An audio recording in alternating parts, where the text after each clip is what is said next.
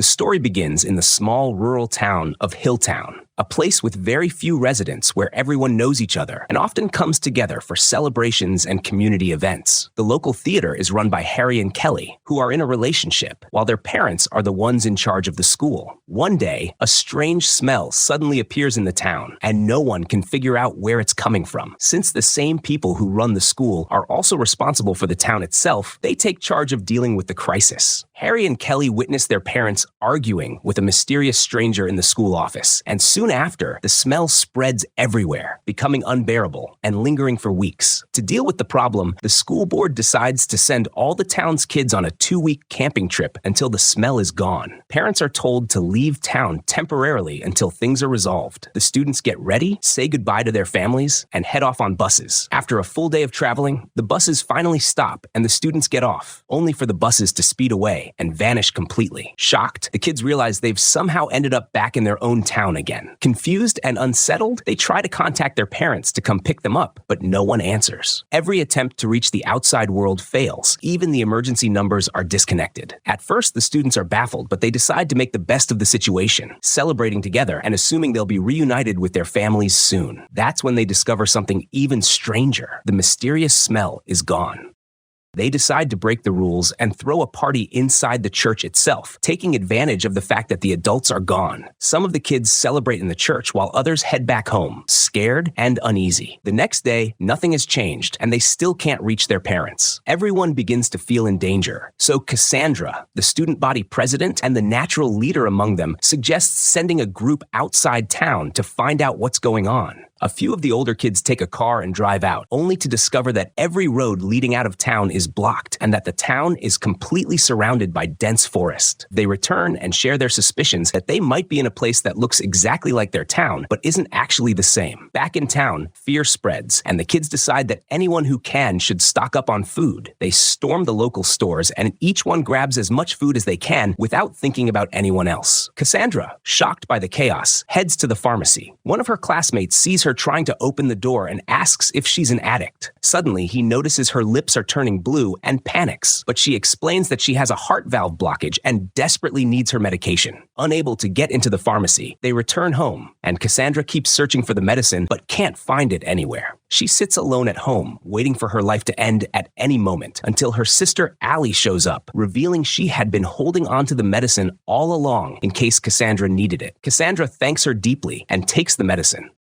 After that, Cassandra goes back to the others and suggests they try to cross the forest and reach another town beyond it. A group of students, including Luke, Grizz, and Charlotte, set out and walk through the woods for hours. They eventually stop to rest, but suddenly a snake appears and bites Charlotte. The group is stunned, since there had never been snakes in their town before. Charlotte quickly grows weak, struggling to breathe, and they realize the snake is venomous. Unable to save her, they watch as she dies. Heartbroken, they return to town, where all the students are gathered in the church discussing what to do next. Cassandra proposes dividing the food and the houses among everyone to conserve electricity, explaining that democracy means sharing resources equally regardless of social class or role, because in this situation, they are all the same. Harry, who despises Cassandra and is always jealous of her, objects. He argues that everyone should do whatever they want, since it's impossible for this situation to last. Suddenly, the sound of gunfire echoes through the church as Campbell, Cassandra's cousin, appears pointing a gun at her. He orders her to shut up, saying no one appointed her leader and no one wants to listen to her. He tries to take control and tells the others to follow him. But just as he opens the church doors, he comes face to face with Luke and the group carrying Charlotte's body. The students break down in grief, realizing the danger they are truly in, and decide to bury Charlotte the next day. The next day, the sun rises at 9 a.m., leaving everyone shocked by the strange timing. While they are burying Charlotte, a sudden solar eclipse occurs. Some of the students interpret it as a sign from God, but Gordy explains that it's just an astronomical event that happens at regular intervals and not a divine message. The students begin splitting into factions, each taking a different stance. Harry becomes the leader of the group that doesn't care about what's happening around them, focused only on the fact that he's wealthy, has everything he needs at home, and doesn't feel the need to conserve resources. He encourages his group to spend their time partying and playing games. The other group rallies around Cassandra, who thinks logically and is deeply worried about what might happen. She proposes that they catalog all the food supplies in the stores to figure out how much they have and how long it will last. Will and Allie volunteer for the task and head to the supermarket. Shortly after, Kelly, Harry's girlfriend, shows up, upset with him after catching him flirting with another girl. She decides to join Cassandra's group instead and partners with Will on his task. It becomes clear that Will has liked her for a long time, and the two work together sorting through the food. Allie notices them and feels jealous since she has feelings for Will herself. Hurt, she storms off and runs into Harry, telling him that his girlfriend is with Will at the supermarket. Harry pretends not to care and invites Allie to join him for a game of tag happening in an hour, but she refuses because she knows how much he dislikes her sister Cassandra and how disrespectful he always is toward her.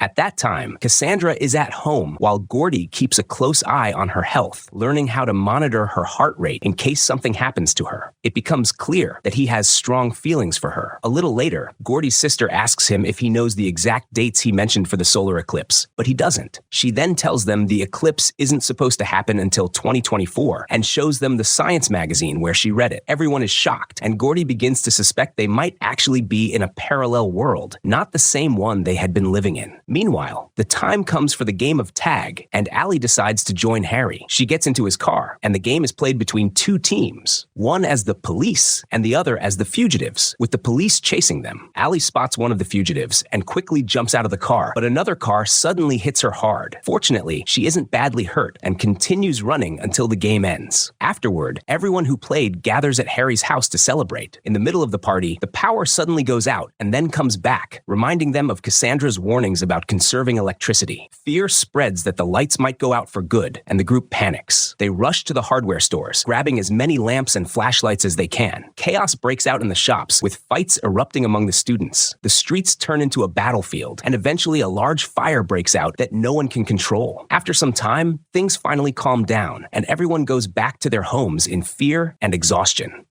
The next day, Cassandra gathers all the girls and warns them about the chaos that could destroy their society. She tells them that if the boys lose control, they will be the first to suffer. Since girls are usually the weaker side, they could easily be exposed to assault or even rape without being able to protect themselves. That's why, she insists, they must be the smarter side, take control of power, and build rules and laws to govern everyone. The girls agree and decide to support Cassandra in all her decisions. Later, all the students gather in the church, where Cassandra presents her plan to conserve resources. She proposes dividing tasks among everyone, with each group rotating roles every 3 weeks. For example, the group that cooks for 3 weeks will guard the food supply for the following 3 weeks, and so on. Everyone agrees except Harry, who still hates Cassandra but raises his hand anyway out of fear of being isolated. Cassandra then decides to create a committee to oversee the work and manage the groups, acting like a governing council. Her team organizes everything. They assign every student in town a task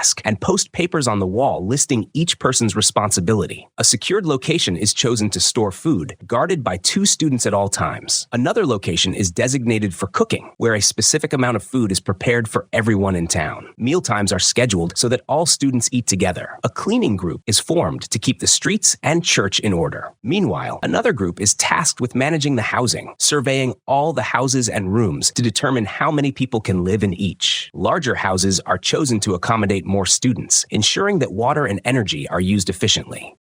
Harry's house turns out to be the biggest in town, and he quickly grows resentful of having to share it with others. He feels his privacy slipping away and vents to his friends, claiming Cassandra controls everyone, including his girlfriend Kelly, and that she's the reason Kelly drifted from him. Bitter and jealous, he even mutters that he wishes Cassandra were dead. His friends are shocked by the remark, and none of them agree with him. Meanwhile, Kelly goes to Cassandra with an idea. They should host a dance party to remind everyone that they grew up together in the same town, and that they're still united as one community. Cassandra agrees, and Kelly starts organizing it. When the night of the dance arrives, Will asks Kelly to go with him. He explains that his home was outside the town limits, so he no longer has a house or clothes, and he asks if she can lend him a suit. Kelly agrees, and when she returns home, she finds her father's jacket. Feeling a wave of grief, she slips her hand into the pocket and discovers a tube of lipstick, one she knows doesn't belong to her mother. Shocked, she rushes to Harry's house, where she sees the exact same brand of lipstick, realizing her father had been having an affair with Harry's mother. Heartbroken, Kelly cuts ties with Harry completely and leaves him, heading to the dance in a daze of sadness. At the party, everyone tries to enjoy themselves, except Harry, who sulks in misery. Allie also feels isolated, especially after discovering that her sister didn't appoint her to the committee. When the night ends, everyone heads home, leaving Cassandra behind to clean up the venue.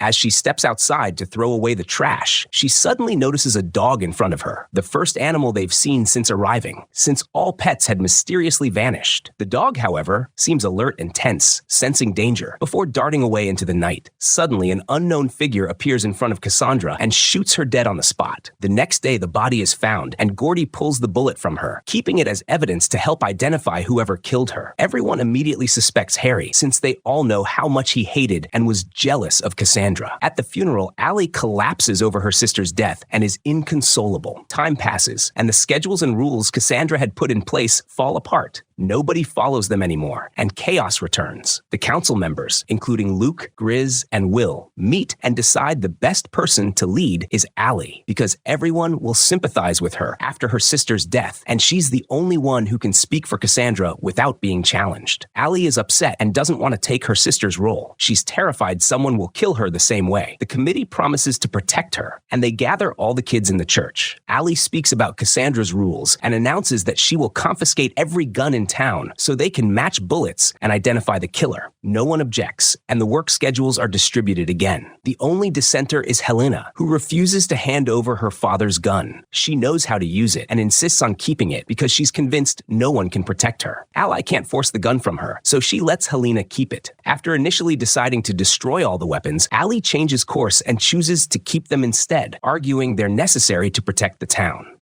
Luke, Grizz, and Will guard Allie constantly, never letting her go anywhere alone. At night, Sam sits with the rest of the group. He's deaf and communicates through sign language. Sam is Allie's cousin and Campbell's brother at the same time. In Allie's house, he tells the others a story from Campbell's childhood. Once they had a small bird, but one day it disappeared from its cage. They found Campbell watching the bird after cutting off its wings, curious to see it helpless. Back then, their parents thought he was just a naughty kid, but psychological evaluations later revealed he was antisocial and severely disturbed, a person without any real empathy or emotion, who only pretends to feel things to manipulate and control others. Sam confesses he's sure Campbell is the one who killed Cassandra because he's genuinely dangerous. Meanwhile, Campbell is at home with his girlfriend. He's angry after seeing her come back from a party with her friends, noticing she enjoyed herself without him. Elle senses his irritation, but ignores it and heads to the bathroom. Suddenly, Campbell follows her inside and tries to drown her in the bathtub. Just before killing her, he pulls her out of the water and tells her he'd never hurt her and that he's the only one who will protect her. Elle is terrified, realizing how dangerous he truly is. At the same time, Ally breaks down when she realizes her own cousin might have murdered her sister. She retreats to her room in tears and tries to call her mother, leaving a voicemail crying and saying she needs her and doesn't know how to go on without Cassandra. At night, Harry meets Campbell, who slips him some pills. It's revealed that Harry is addicted, and Campbell is the one who got him hooked, another way for Campbell to control those around him. The next day, Harry is hanging out with his friends when one of them, Dewey, asks what they would do if they ever found the person who killed Cassandra. Harry says of course they'd lock him up because it's not normal for someone to just go around killing people. Dewey then reminds Harry that he was the one who wished Cassandra dead, and he pushes the idea that Cassandra herself was the problem, the one trying to control them all. He suddenly admits that he's the one who killed her. Harry is stunned and decides to tell Gordy about Dewey's confession. Allie learns what happened, and the council members agree they need to search Dewey's house. That night, Luke and Grizz break in and find a gun in his room. They give it to Gordy so he can compare the bullets, and sure enough, 2 bullets are missing from the gun, and the shell casings match the ones used to kill Cassandra. Dewey is arrested, and Ally decides to hold a public trial, despite her objections, because as Cassandra's sister, her judgment wouldn't seem impartial. Everyone insists she act as the judge. A jury is formed to decide whether Dewey is guilty or not. Allie asks Helena to serve as Dewey's defense attorney, since she's the only one people trust and the only one willing to speak on his behalf. Helena objects to the entire idea of a trial, arguing they aren't qualified to handle something so serious, but eventually agrees to take on the role.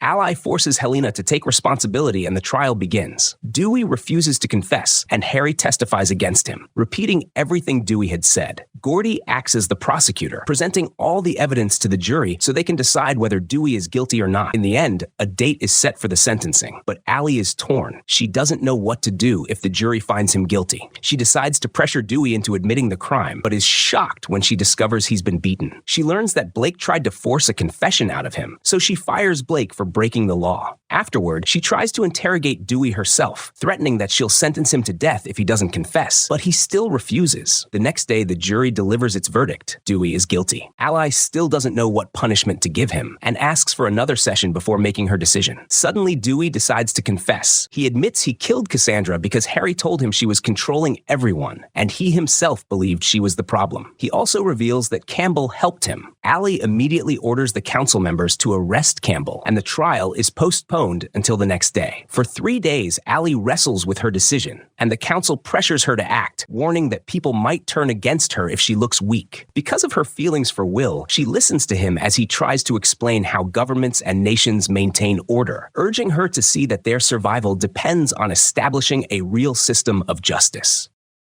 Will explains to Allie that a ruler has to be strict in their decisions, and that Cassandra's murder was a direct blow to their fragile system. For that reason, the blow has to be answered with force. The only acceptable punishment is death for the killer. Allie then calls Elle to testify against Campbell, but Elle is terrified to speak because she knows Campbell will hurt her. Allie promises to protect her, and Elle admits Campbell never directly said he was involved in Cassandra's murder, but she strongly suspects he was the one who did it. She adds that they only have two options: either let him go because there's no hard evidence, or execute him, because any lesser punishment would only make him more dangerous. With that, she leaves. The next day, the trial resumes, and Allie sentences Dewey to death. She and the council members take him into the woods at night to carry out the execution. Grizz, Luke, and Blake prepare to shoot at the same time so that no one person bears the full weight of the guilt. But Grizz can't go through with it. He drops his gun. Allie steps in, takes his place, and fires alongside the others. Dewey is executed, and Allie collapses afterward, overwhelmed with guilt. She returns home blaming Will, saying he pressured her into staining her hands with blood. Will apologizes and leaves her alone. Time passes, and Allie enforces new rules: a curfew after midnight, and anyone who skips their assigned work loses part of their food ration. Meanwhile, Harry sinks into depression after everyone learns he once wished Cassandra dead, and Will grows closer to Kelly, who starts showing signs of feeling the same way about him.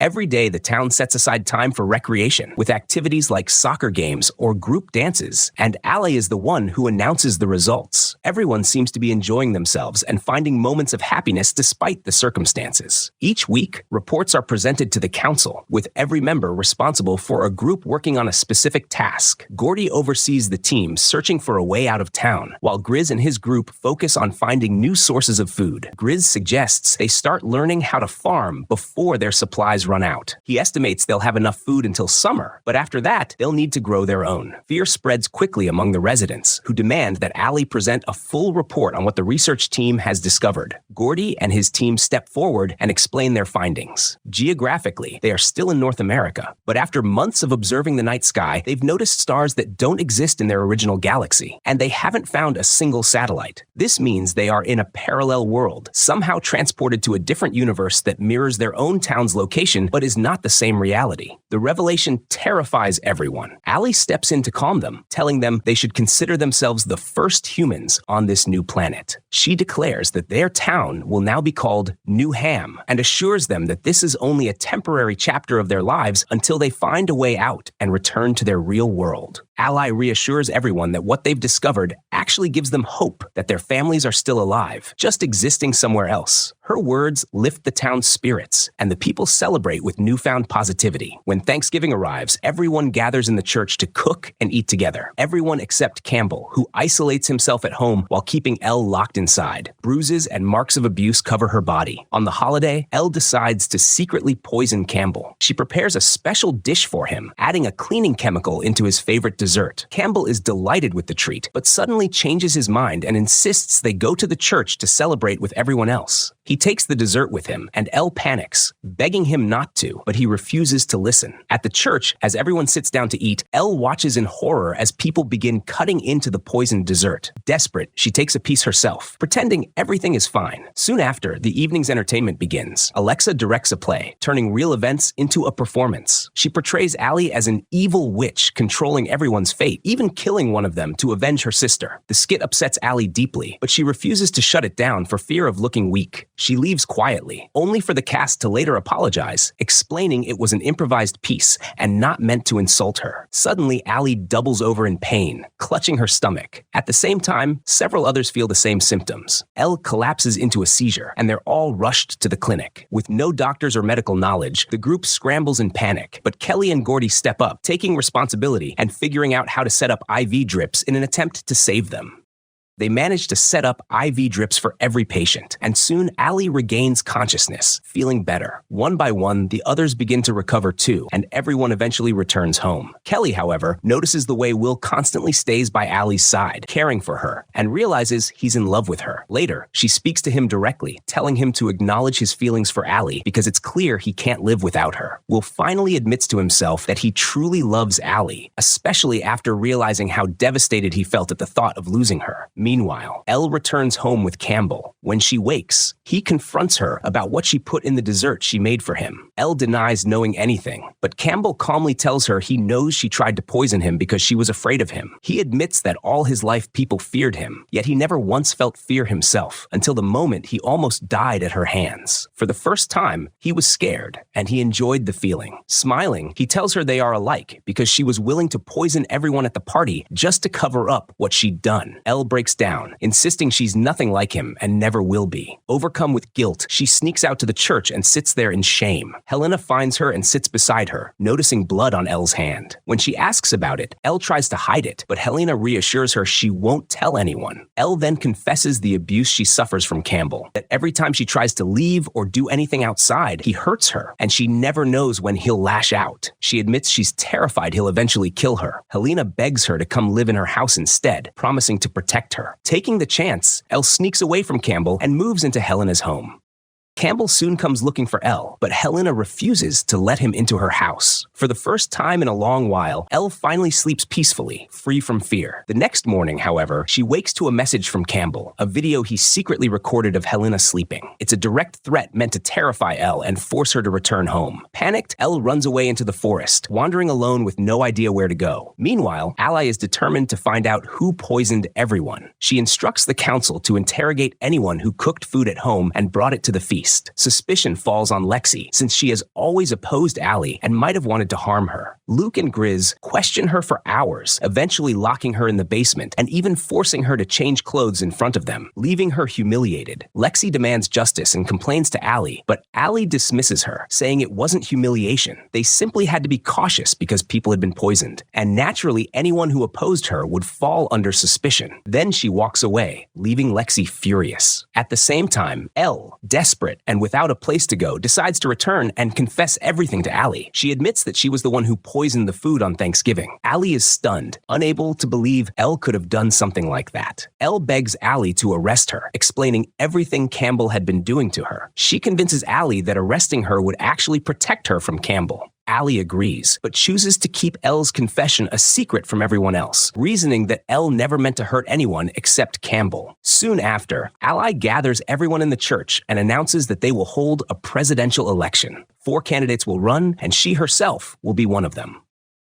Ally asks anyone who wants to run for office to write down their name and sets the election date for 3 weeks later. The announcement excites everyone who feels she's finally practicing real democracy after struggling for so long to make firm decisions. One by one, candidates step forward to nominate themselves for president or council. Meanwhile, Campbell secretly puts Harry's name forward without telling him. Kelly catches him and confronts him. Knowing Campbell only wants to use Harry as a puppet, she tries to warn Harry, but Campbell has already manipulated him into believing he should run. By the time of the debate, Harry has fully embraced the idea. During the debate, Harry presents his vision. If elected, he promises to restore his home and possessions and let everyone live however they please. His focus is entirely on personal freedom and self-interest. Ally, by contrast, emphasizes the community's needs over her own, declaring that her possessions are no longer hers but belong to everyone, that this shared sacrifice is what has allowed their society to survive so far. The crowd cheers for her, clearly inspired by her words. Suddenly, Lexi announces her candidacy as well. She accuses Allie of being a dictator, calling her guards a secret police force that arrests, abuses, and humiliates people at her command. Lexi vows to stop Allie from controlling their lives. She then directly asks Allie why Elle was being held in custody, and Allie can't give an answer. The silence only makes Lexi's accusation stronger, and the crowd begins clapping for her. For the first time, Allie's image is seriously shaken, and it becomes clear that many are starting to support Lexi after hearing about Allie's so-called dictatorship.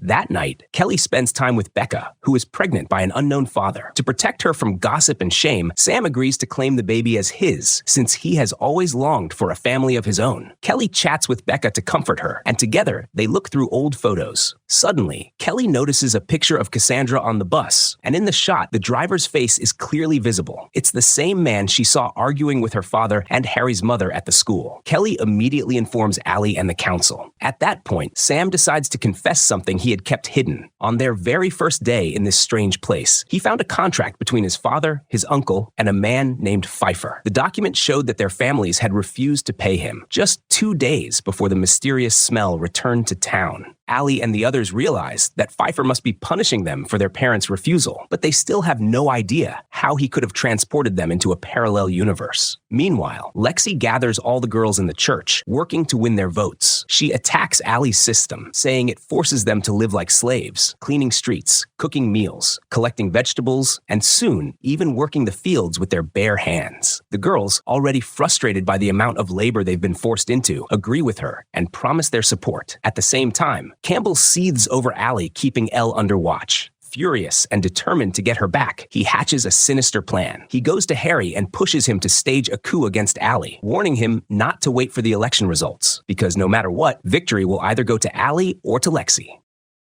Harry is stunned when Campbell suggests a coup and insists he could never take power by force. But Campbell has him under his thumb, refusing to give him the pills he's addicted to unless Harry agrees. Desperate, Harry finally gives in, and Campbell achieves the control over him he's been working toward for months. Together, Campbell and Harry approach Allie's guards, the group that acts as their army. The guards are already resentful of Allie, especially after she refused to let them run for council positions, arguing that soldiers shouldn't hold civilian offices. Frustrated, they agree to side with Campbell and Harry in planning the coup. The only holdout is Luke, one of the most respected guards. When he learns of the plot, he explodes in anger, warning them that they'll throw the town into chaos if they go through with it. He argues that by seizing power with force, they would be breaking the very laws that allowed their society to survive this long. And even if they succeed, what would stop the next group from overthrowing them in the same way? When he asks how they would respond then, none of them can answer. Luke refuses to join, but the others won't let him walk away knowing their plan. They corner him, forcing him to either join them or be killed. With no choice, Luke reluctantly agrees. The conspirators then visit Lexi's house and pressure her to join them, telling her that if she refuses, the guards won't support her and she'll be left powerless. Terrified of losing her chance, she agrees to side with them. Soon after, Campbell, Harry, and the guards march to Ally's house. They arrest her and Will on fabricated charges of election fraud, pinning false accusations on them to justify their actions in front of the rest of the town.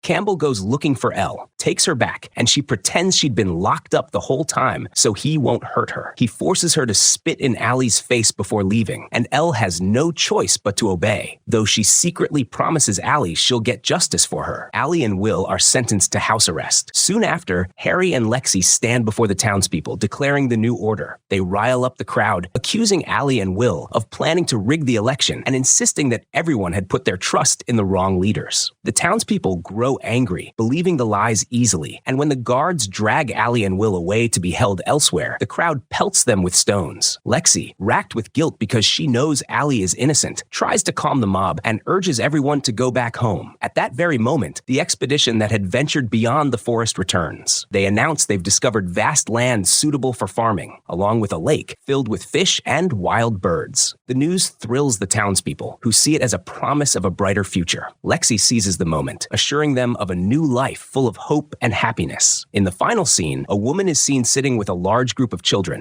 telling them a story. Behind her hangs a plaque inscribed with the names of all the youths trapped in the parallel world, reminding everyone that they will never be forgotten.